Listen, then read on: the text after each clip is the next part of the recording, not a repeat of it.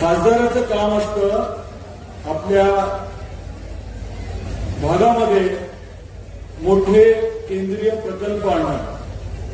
खासदाराचं काम असतं आपल्या विभागामध्ये, आपल्या मतदारसंघामध्ये मोठ्या प्रमाणामध्ये केंद्राचा निधी आणणं.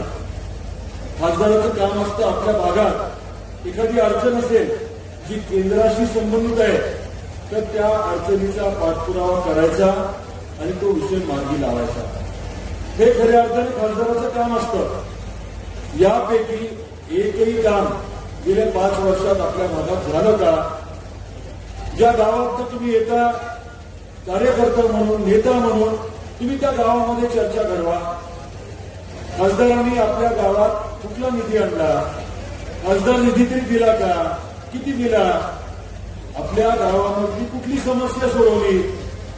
जनहिताचं, लोकहिताचं कुठलं काम केलं? या बाबतीमध्ये आपण चर्चा घडवली तर वास्तव जे आहे 5 वर्षाचं जे कटू वास्तव आहे ते जनतेच्या आणि आपल्या सर्वांच्या समोर येईल. आता आपल्याला काय करायचंय तर आपल्याला महायुतीचा उमेदवार निवडून देऊन आपलं भविष्य, पुढच्या 5 वर्षाचं आपलं भविष्य जे आहे ते उज्ज्वल करायचंय. येणाऱ्या निवडणुकीनंतर केंद्रामध्ये सरकार कोणाचं येणार आहे? सरकार कोणाचं येणार आहे? फिर एक बार सगळ्यांना माहिती आहे. म्हणजे मोदी साहेब परत एकदा पंतप्रधान होणार आहे.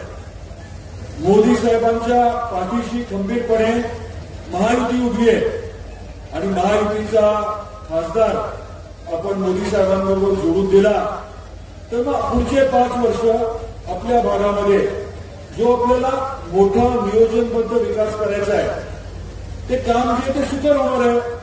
इथे बसलेल्या सर्वांची जबाबदारी वाढणार आहे आणि पुढच्या 5 वर्षामध्ये जे आपल्याला मोठं अपेक्षित आहे ते निश्चितपणे आपल्याला घडताना दिसणार आहे.